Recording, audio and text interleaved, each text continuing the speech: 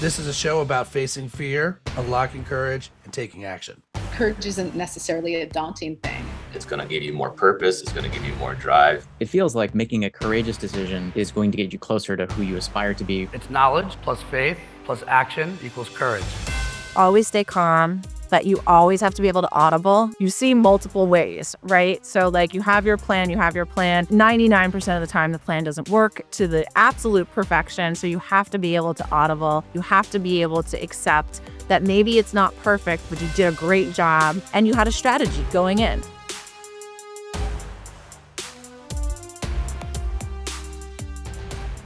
So every once in a while, the universe throws me a bone and I'll be in this foreign land called San Diego, and it's a foreign land. I mean, this is a foreign place, and you know, you would think that's an odd thing for someone who's now lived here for 20 years to say.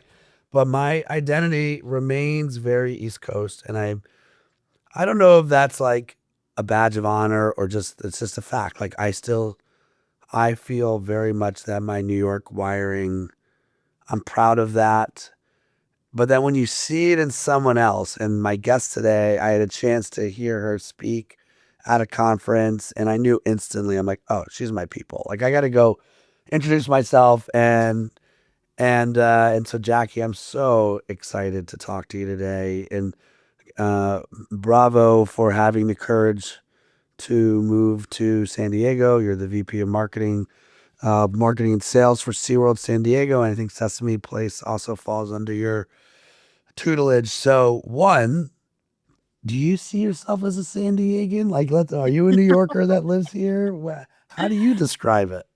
Well, it's kind of crazy because I was New York, grew up in New York, in like actual New York in Queens, though, some may debate if Queens versus a city, but was there till about 13 and then moved out to Long Island, went to college in Colgate, so all New York, then up to Boston for law school, and then took into LA.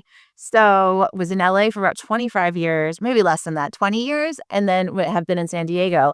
And what's really interesting is I think I still identify the most with New York. There's a piece of me that has, LA in it, but San Diego sort of takes that out of you. Chill element by chill element and great life by great life. So I think, I would say my New York has come out more in San Diego than it did in LA. And I think it's just the contrast, and it's sort of like loved here. When I first started at SeaWorld, I am very animated. Our company luckily is owned, or we're public, but the primary shareholder is a private equity firm in New York. So that's, good and bad. Do they help? Do they help find you? I'm curious if they help find. I was recruited on LinkedIn, so sort of. They, which was neat. I was recruited by United Parks, which is our parent company. But certainly, I'm sure that our private equity firm decided, let's go through a recruiter to try to find some really good talent.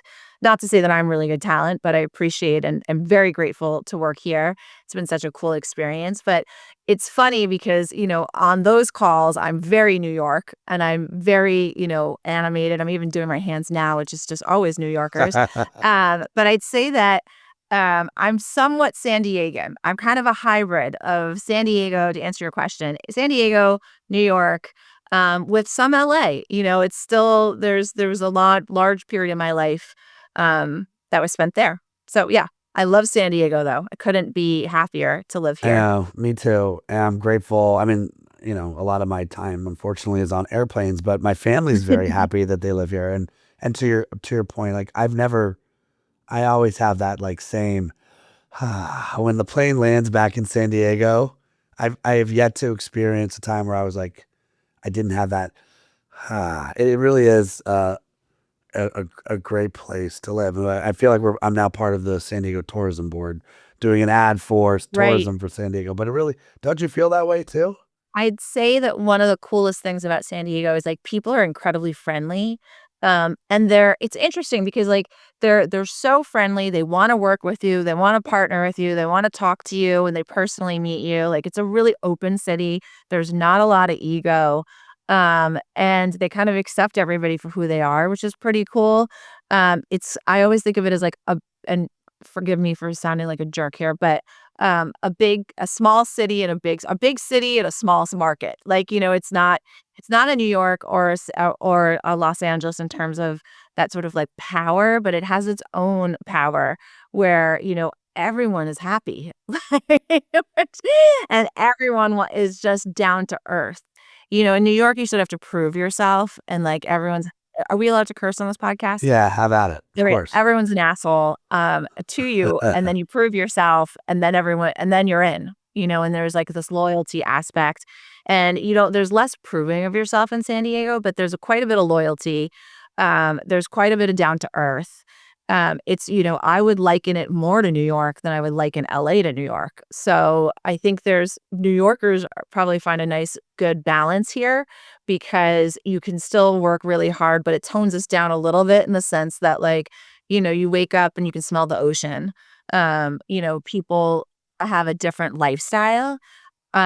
I'm still nuts, but I don't think I'll ever not be nuts. So No, but like, just to join you in this nuts journey, right? Like, Mhm. just as in New York, right? The cliche is the cliche. Like, if you can make it here, you can make it anywhere.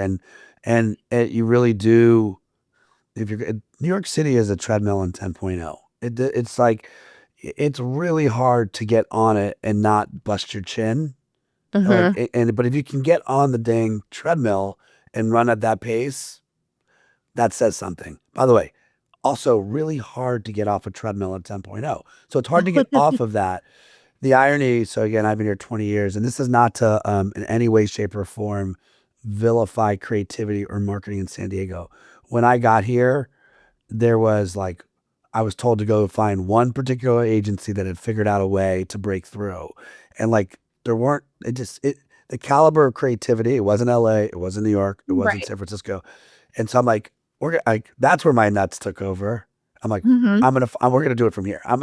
We're going to figure it out from here. And I don't care if it takes 10 years, 20 years. Like if logic wins out and it's a beautiful place to live, we can figure this out. But it took a really, really long time to attract creative people, marketing people, getting smart, talented people and you wouldn't think that it should be Yeah. hard to get people to choose San Diego, but like, and again, I think this is a good segue into this conversation. I think it's courageous for marketing people and creative people to move to San Diego, less so than when I first got here.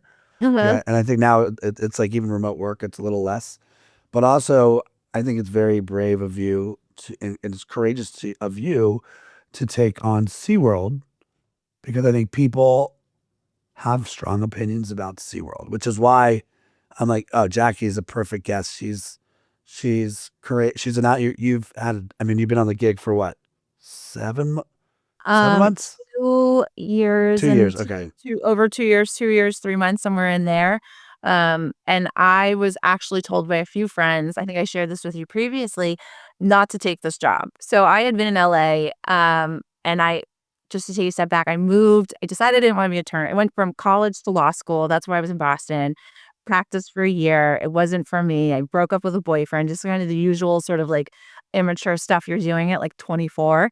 And I moved to Los Angeles in this like hybrid position. I really did not like it. It was with Environment California. And I ended up just like the time Craigslist was like where you found roommates and jobs. And I ended up just doing this fly by night film distribution company like in Burbank. And then I was at the Laugh Factory, like talk about an LA journey, comedy club for a couple of years. And at the Laugh Factory, I was actually given, I think I was only hired because the owner, who's a lovely man and incredible, Jamie Masada, was always suing people or getting sued. So this was like a marketing and legal that he could get in one. And he gave me 6 weeks. He said, I'll give you 6 weeks to prove yourself. And I was there probably like 3 years and then ended up at Caruso with Rick Caruso, who's my hero and mentor, and started out as the Grove's marketing manager and then into the vice president of property marketing. and then Fairmont after that. So and I'm giving that sort of background to say I was very in LA. Not only had I lived there for 20 years, I had groups of friends there, but I was like involved in, our industry of like tourism, retail, entertainment. I had a lot of connections. I had a lot of friends. So it wasn't it was very different to move to San Diego when you're in that form of your career than it was from at 24 to go to LA and say, oh, you'll be there for a year and then you'll come back and figure out life. So Yeah. it was a little bit of I think I took my friends aback that I was like gonna move. Actually, a lot of them I didn't even tell till I was like, all right, in a week or two, I'll move. And then also you take the SeaWorld piece of it, which having been here now for over 2 years, the narrative is totally false, but there's a huge narrative, particularly in certain areas of the country related to SeaWorld. And from Blackfish and from the, PETA and the internet. So I had actually friends who told me, do not take this job. Like, are you crazy? Like, what are you doing? You're going to move to San Diego and you're going to work at SeaWorld. And I thought to myself, well, okay, if it goes wrong, I'll just move back. You know what I mean? If you could take fear out of life or embrace fear and say, all right, I'm scared about this, but I'm ready for a change. I want something a little bit different in my life. I had come down. I didn't actually think I was going to take the job, but then I ended up coming down to SeaWorld itself when I was at the final stage of interviews, and I kind of fell in love with it. And I fell in love with the energy and the happiness and the nostalgia that the park has. And then San Diego, I really liked. And I think it just hit at the right time. But it was definitely, and then I just jumped right in, which is a hallmark of who I am in life. But, if you don't take a risk, you don't have any reward. And you can always move back. You know what I mean? Like, you're not going to, at our age, you're not a failure. You know what I mean? Like, those are thoughts you have in your 30s and 20s and occasionally now. But like, I don't, we've done enough in our lives where if you take a risk, okay, at least you took it. What's the man in the arena, Yeah, totally. I mean, look, I used to call it the yo-yo effect. It's like it can just yo-yo back if it doesn't work out. But Right. now, by the way, I think we've also already identified the two fallacies. And so, yes, I'm sure there's people listening to this episode because they want to pick a fight with SeaWorld, right? If this is the first time you're listening to the podcast and you want to pick a fight with SeaWorld, then my ask is to take a deep breath and listen, just like actually listen to what's been going on there. That's cool. And I'm not going to pretend to have 100% of all the answers either, but I'm just fascinated, Jackie, by some of the stuff you've done there. The other fallacy is that San Diego is not a creative hub, and it's amazing at what's happened here. And it's amazing to go, I'll give you an example. Like, and again, we're going to talk about SeaWorld today, but like, it's amazing to go to Creative Mornings, which is something I love to go to once a month and see the amount of curious creatives, the agencies that are here, the Yep. talent that's here. It's for the first time, like I had lunch yesterday with an agency owner and they're talking about the work they're doing with P&G from here. And it's like, it doesn't matter now where you live. If you're good, you're good. And look, you want to talk about making strategic choices? I think it's a pretty strategic and good choice to live in San Diego. I'm just telling you, I never wake up in a bad mood. I mean, so you're living it. One of the things, this is almost an unfair question, Jackie, because you've been at it 2 years, but like, let's say we did take a time machine back. And I know you already have that, like, well, what's the worst that could happen? I could just go back. But when you finally said yes, and in the spirit of, can I cuss on this show? Okay. And when you finally said yes, and you get your laptop and now it's day 3 and you're like, oh shit, I said yes. All right. What was the biggest fear you felt you had that you stumbled into once you had started? You're like, oh no, wait, what have I done? Well, it's also, I'm long-winded, so forgive me, every listener. I would say, just to preface all of that, we had something happen to us, that's doesn't happen in most generations, COVID.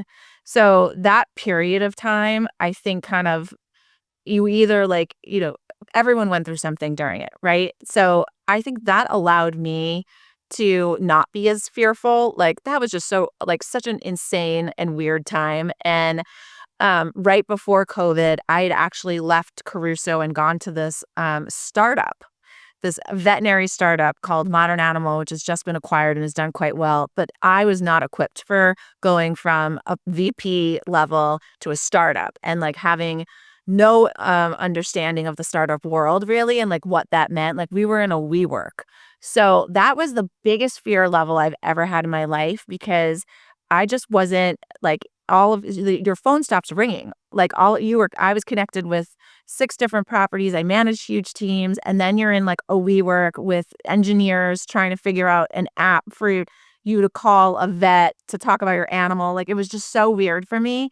And I, like was in the midst of it, breaking up with a boyfriend and all this other stuff. Anyway, that was probably the worst I've ever felt in my career. In terms of like feeling like a fish out of water, not to use fish terminology and Yeah. work at a There's our marine first life. pun. There's our first one. Yeah.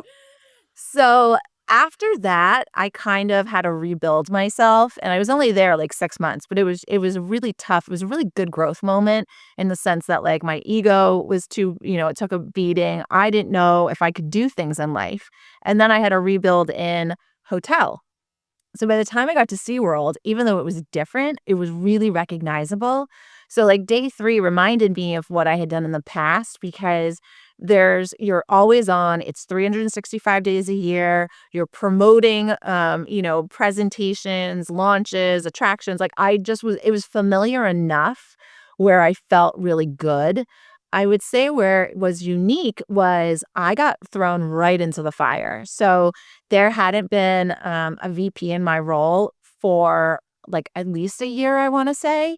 So there was a lot of team morale that needed to be built. We didn't have a park president at the time. Now we have an incredible one who is like literally my partner in everything, Tyler Carter, who'd be great on this podcast. And on top of it, day 1, I had to get on with our board.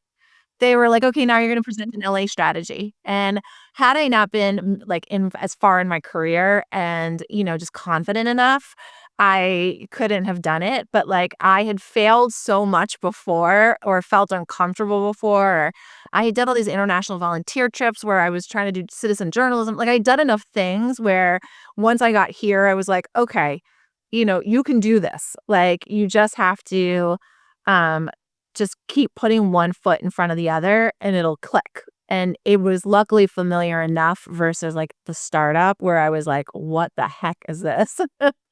So I didn't really have a moment of panic, which also I think shows you it's a good fit. I had a lot of moments of just trying to get used to a system and different personalities and different work styles. And again, I came in like kind of guns blazing. New York mentality.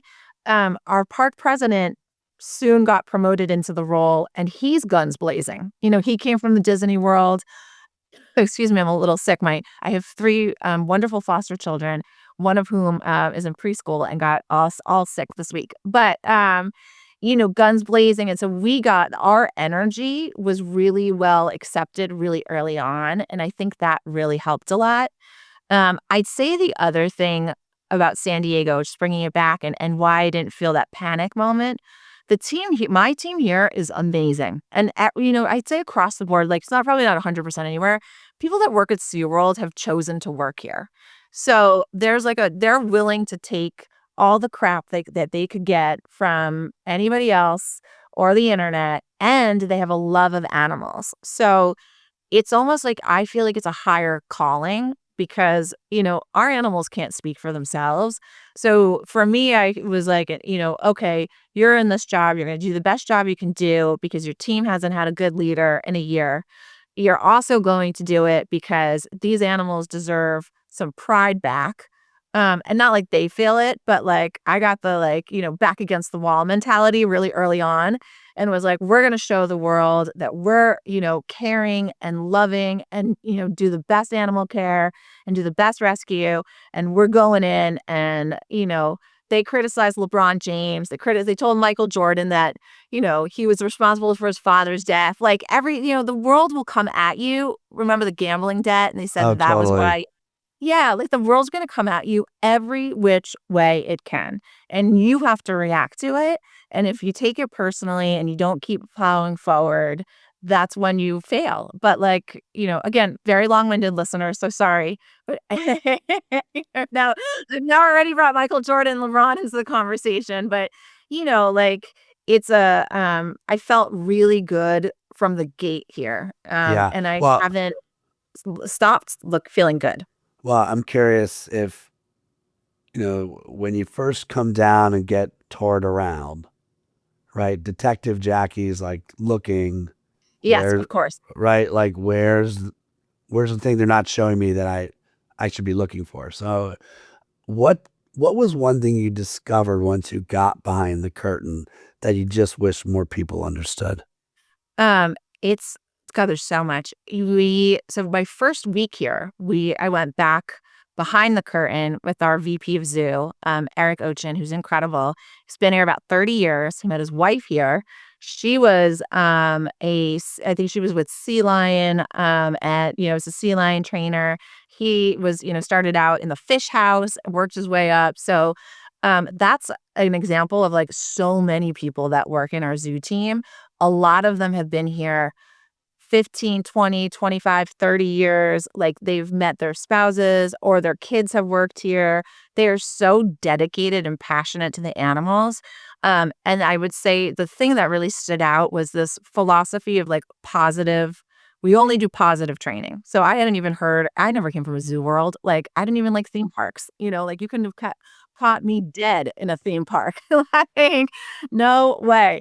But it's this positive reinforcement. So you basically, and I know it's going to sound silly, but it actually works. You ask these animals, what do you want to do? Do you want to do this? And if they determine whether or not they're going to do it or not do it. Like everything is positively reinforced. It's actually so similar to like having foster children in the sense that like, it wasn't a mistake. You don't put them down on themselves or, animal or foster child. Like, okay, let's take this little nugget and then improve on it. Or like, here's another way to do it. So it's just sort of the consistent training use of positive reinforcement and positive training, the closeness with these animals, the animals themselves, like it's so neat, Ryan. Like we think that we're the smartest things in the world, right? Like we have no clue. The ocean is so smart. And they have their own communication styles, a lot of the different species. Some species like dolphins and belugas can actually interact, or belugas and orcas of how to interact. Like they just, excuse me, they're just really smart. They have they all have social structures, even the penguins, like they have bonds that they form with our animal care team. Like there's one joke with one of our penguins that like he's jealous of one trainer's fiance. Like that's my girl, like they have very sophisticated social systems. They could communicate. They could communicate with each other, with their trainer, with others. Like they have emotions, or I like to think they have emotions. I'm sure our zoo team would say no, but like they're very amazing. And like you start to feel this connection that you didn't think you'd feel. Um, they also, whenever I'm in like a bad mood, I just go down and I, go hang out with the orcas or the dolphins. And like there's an energy, which also is going to sound hokey pokey California, but like there's an energy that you can feel and I think they can sense. And um, I was just incredibly surprised by how connected our team is with the animals that they work with. Through the history of just getting a brief, and for those of you that don't know what I'm talking about in marketing, like, imagine there's a social contract that is shared between a business and a vendor like a creative agency. And so when I think about that social contract, the brief, strategic brief, I always think about the amount of times in my career I've seen the word blinders on the brief, right? Like we do a lot of work with Heinz.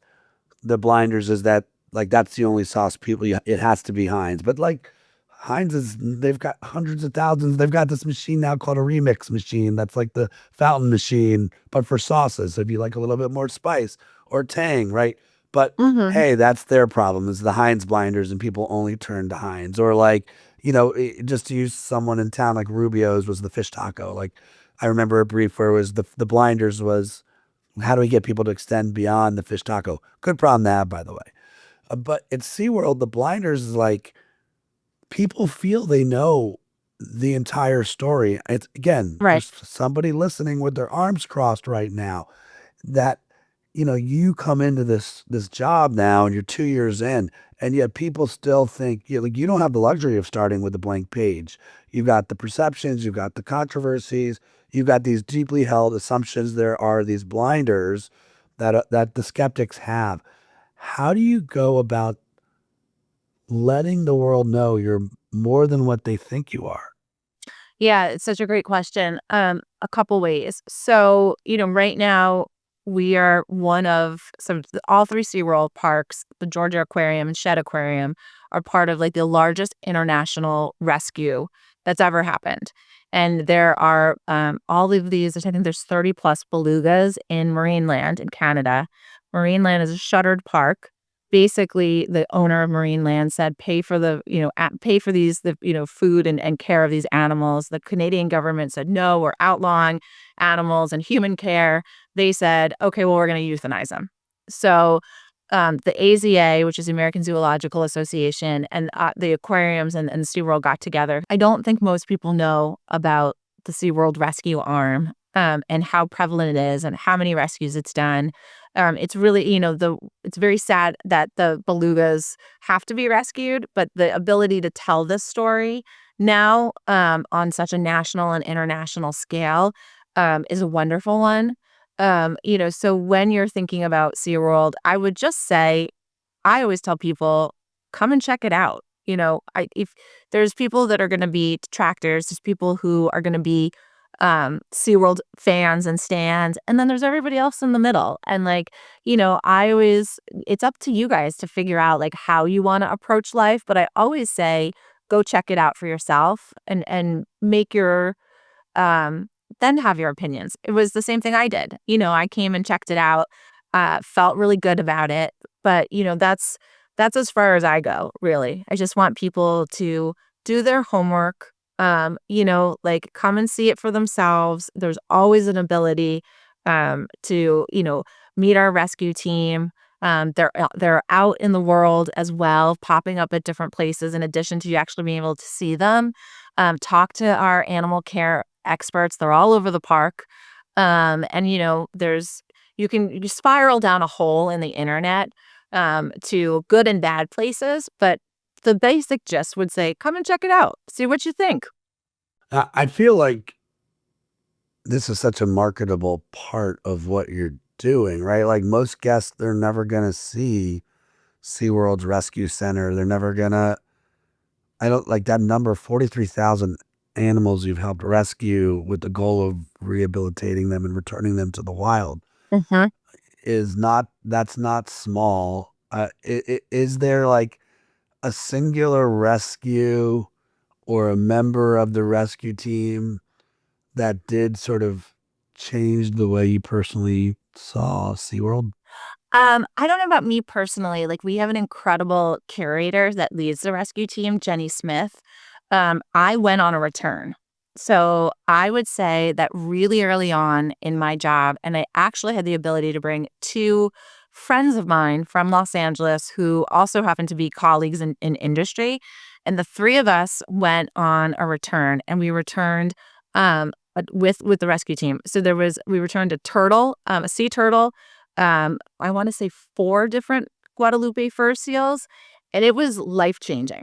So you get on the boat, everyone gets, the team puts the animals in, you hear the story of how they were rescued and rehabilitated. Everyone checks to make sure they're ready to go. I'm also like, understating all the work that's gone into returning them. And then you get to help the team when they return them. And it's the coolest thing you've ever seen. We had with the little fur seals, another seal saw them in the water and came and met them, and they were all swimming around.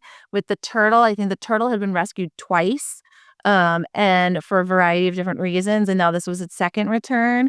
It's just it's one of the most powerful moments I think I've had in life.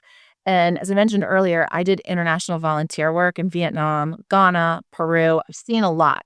So it's just a very um, magical, feels like too pejorative of a word. It feels like you're just part of something so special because these animals are going back into their, habitat, and they got some help along the way that they needed. And like it's a beautiful thing. I don't think people realize like this is courage in action. Like you have people maneuvering these small boats beside entangled whales or responding to injured animals.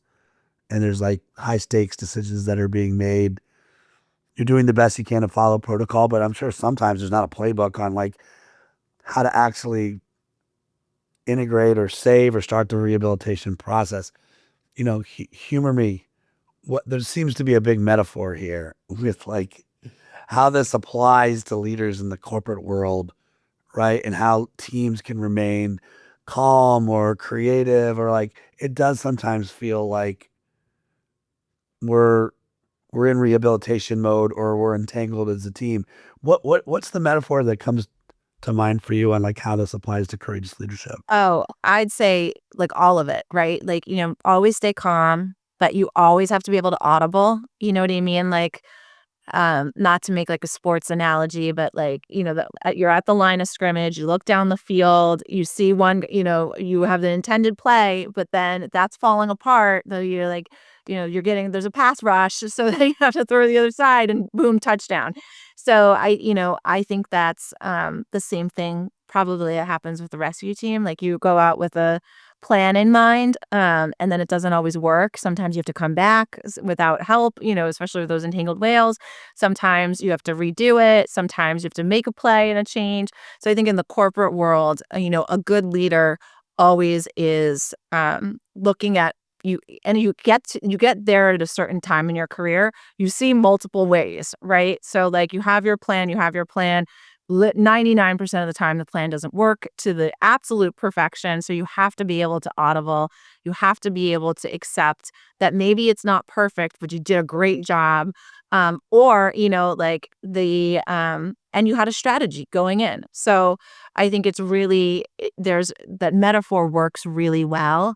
I am someone who not to say like shoots off the cuff. I'm very planned, but then I'm very comfortable making changes and thinking through things really quickly. And I think part of that's because I did events for 10 years at a very high level in my role at the Grove. And that was one element of my job, but that was the element that you could control the least. So there was so many things and so many factors going on. And I was, fashion show with Rebecca Minkoff, and we can't fill all the seats immediately. And should we delay the fashion show? And she's worried, and Yuri, her brother's worried. And I said, just give it 15 more minutes. We're delaying it. And then everyone showed because it's LA and they're late, and that had been a New York brand. So and it was a fabulous show. But there's always going to be those moments. And I learned really early on at Caruso, actually, that, be relentless in your approach and your follow-up. Go zig when others zag, go in there and find a solution. So that's probably the biggest one. You find a solution always. And I think that's probably really similar to what happens a lot of times in animal care. You got a problem. These animals don't speak to you. You have to figure out a solution. And that happens. Good people in corporate America can identify the problem, find a solution, and then go from there. I mean, I'm glad you brought up events because I think I'm not saying that there's total direct correlation to this, but it's cool that you all at SeaWorld have been challenging that SeaWorld is just a place for families with young kids. And it's like, there's this nostalgic strategy that's in play right now, right? There's events, we've got hip hop, we've got concerts, right? Like, I mean, yes, you could say not just for kids. There's roller coasters and food festivals, but it's Yeah. and nighttime experiences. But like, it's been, and it's funny. I think I shared this with you in my last life. I was part of the agency that we started events at the racetrack, right? And it was like we Right. saw concerts come to life and saw, again, another way to take the blinders down that we're more than just what you think we are. So how cool is it that like, are you just when you guys first started this, one of my favorite quotes is an Arthur Schopenhauer quote, and it's, this is like a 17th century German philosopher, and it's all truth are passed through three phases. First, it's ridiculed. Second, it's violently opposed. Yeah. Third, it's deemed self-evident, right? And like, so when you're like, when the idea of throwing a concert was first sort of hand grenaded into corporate, where people are like, what are we doing? This is Yes. crazy. Or we like, hold firm. Yes, it was. So we had done concerts. Concerts are very much a part of all the SeaWorlds, and so is music. We have an incredible Mexican music series called Viva la Musica that had been around for years. Summer concerts had been around, but they had every week had been a different genre, which is your sort of traditional approach to doing a concert series, right? So like one week you have, country, then you have hip hop, then you have Christian rock. My first year here, our park president and I and our VP of entertainment went to every single show, saw exactly what people liked, what people didn't like, what moved them, the artists that, really took an interest in SeaWorld. And we said, okay, let's try hip hop, R&B, pop. And we actually kind of stumbled into how successful it was. That was our goal. Like, no one else has a series like this. Like, name me a 9-week hip hop series anywhere. But we're going to go for it.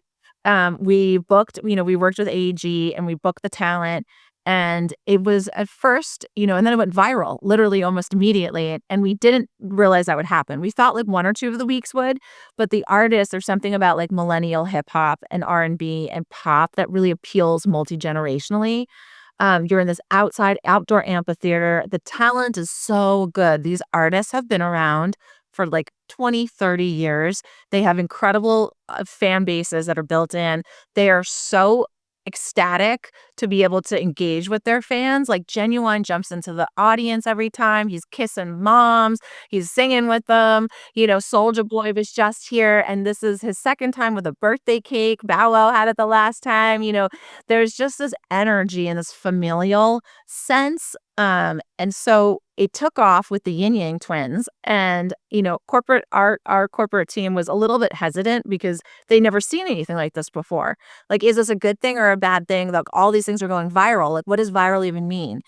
For so many years it was like, are you in print? Then it was, are you covered online? It was all earned media, and now you have this really powerful social media machine. And like some of it just was really fun and silly. So year 1, we struck gold with all of this, and everyone was like, what is SeaWorld doing with this? It's interesting because year 2, now there's like a little bit of a like, oh, okay, are you performing at the SeaWorld concert series? Like, it's so cool to see this and, building its fan base, and we'll be back next year. But yes, it wasn't entirely, no one really knew what to make of it. I wouldn't say it was, I wouldn't say people didn't like it. I'd said they just didn't know exactly how to compute it because it was so different than anything we ever did. And it took off to this monumental, we were in Rolling Stone and GQ, and everyone is covering it. And like, now it's sort of, now I think that it was embraced. But anytime you try anything different, and by the way, we're always trying different things. Tyler and I are always, I love doing things differently. I love creative thinking. I love trying something. If you fail, you fail. Who cares? You can get a good nugget out of it, right? You learn from everything. So we wanted to keep, we were really thrilled because this year I didn't know, is it going to still take off? Was it like almost like a one-hit wonder? And it's been so amazing. And again, I think it's the artists. It's not even really us. We're just the platform. These artists have built these incredible careers. The fans love it. People dance, mom, grandma, kid. Like, it is so fun. You have to come down, Ryan. I can't even explain it in like words because there's this ultimate Like, it's so carefree and people just have a blast, like just a total blast. Like, let moms dance. Get out of the way, dance. I don't want to hear anything anymore. Like, let them have Have you made that T-shirt? Have you made the Let yeah. Moms Dance T-shirt? Because that thing would fly off the charts. And that's a Yeah. freebie. There's a freebie for you. Right? Why can't we have fun? Like, let us have Um, fun. well, again, I don't think we need to go deeper on this one, but like my favorite word is experiment. Uh-huh. And I think the power of creativity when you just, and I had a chance to write about this in the past where even in the exact opposite arenas of the arenas you're creating, like in the emergency room, where there's nothing that's working, and then they experiment with the new technology, and even if it works just once, the belief, the ceiling has just been raised on what's possible. And I imagine it's similar to, again, I'm not here to do any more correlations between an ER room and having a unique version of fun at SeaWorld, but like I imagine what happens is you start to develop a what's possible muscle, right? That's where Uh-huh. courage comes in. And suddenly people that are like, oh, what else can we do? What else can we do here? Personally, Jackie, how I want to end the show. I mean, what a ride you've had. Like, you climbed Kilimanjaro. I think Yep. I saw that you competed or completed a triathlon. You volunteered on like human rights missions around the world. I mean, even taking the SeaWorld job, you started as a lawyer and here we are, right? Like I think you've just really, you've displayed a courageous journey. Like you are it. And so I'm curious right now, when you think about you, like what are you being called to be? Where are you being called to be courageous right now? Is there like, and Oh, by the way, you can go personal life or yeah, professional for life, sure. but like, I could tell what do you you right off got? the What's on the list? bat. Yeah, let's hear it. Uh, I'm 7 months into fostering 3 siblings, and talk about taking a jump and a leap of faith. I have never been a mom. I am single. I had moved down to San Diego with the idea of like maybe I could start a family and knew I was going to foster. But I didn't realize I'd take 3 children. They just didn't have anyone else to take them. And I said, yes, raised my hand and said, all right, how bad could I be? It is so hard. There are so many people involved. There's obviously their bio mom, there's the county, there's the agency, there's the kids, there's your work, there's you, there's your friends, there's your family. Like there's so many people involved in this. And it is an incredible challenge. I can't even believe we've made it 8 months. Everyone told me I couldn't do it. They were basically like, are you out of your mind? You're going to take 3 kids, at once and you're single and you're a working person. It is really hard. I am very fortunate and very grateful to SeaWorld, to be honest, because they work with me quite a bit. The kids can come here. I can work from home, at times if I need to. They're, very supportive of this. But I would say that's the biggest courage. And I have to remind myself of that. Like the last month's been really tough with a variety of things that have happened because you just don't know any of them. It's a whole new world. Like, Ryan, it's the county and you're a foster parent. And, there's just so many weird things that you don't ever have to deal with prior to it. The only thing I'd say that prepared me was like, just keep pushing, just do your best. You're just here to provide them a safe environment. Like, you don't have to be perfect. Like, everything I've done in life is coming to this point. And then I was really worried about would I lose myself? Like, I've been a career person my entire life pretty much. And so it's that balance now. It's funny because the kids are really into it and they really are like, they have questions like, well, why are you doing this? And like, what about this? And how they have ideas. And the littles are always like pretending they're working on my laptop, but like it's really hard. And sometimes I feel like a big fat failure. And then I keep just reminding myself, like, keep doing it, just keep trying. That's probably been the biggest courageous moment. And I've had a lot, and I've never, your self-esteem, you question, your confidence, your perspective, like everything. It's just so challenging. And I had no way to prepare for it. Other than, other than I like to be courageous. I sometimes now have done it so much that it's just my natural inclination is to just go for it, which is a really good place to be.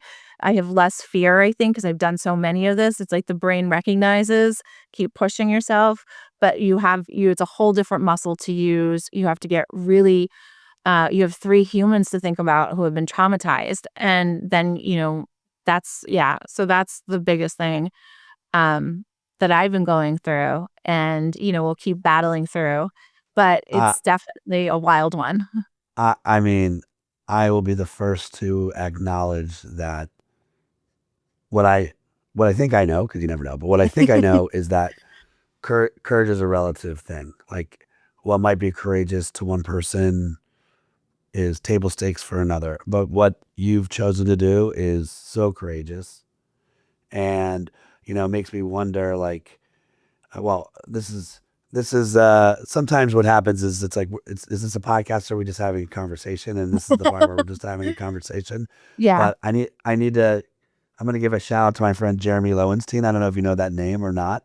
Jeremy is CMO of Milani. He also, probably like you, wanted to find a person. Like, we have this idea in our head of how the story is supposed to go. And then at some point he's like, you know what? I want to be a dad. Yeah. And so he's got a baby at home, and he's trying to figure it out. And like, this is a roundabout way of saying, Yeah. I don't know if there's a community, but you guys should know each other. I'm going to connect I you would love guys. that. Right. And I'm sure he also was a marketer in San Diego for a little bit, and then is now up in LA. So you guys can compare lots of different stories on the professional and personal side. But what you're doing, what you've always done, it is the courage muscle. And it's like, I hope you realize like what an inspiration you are, because you are.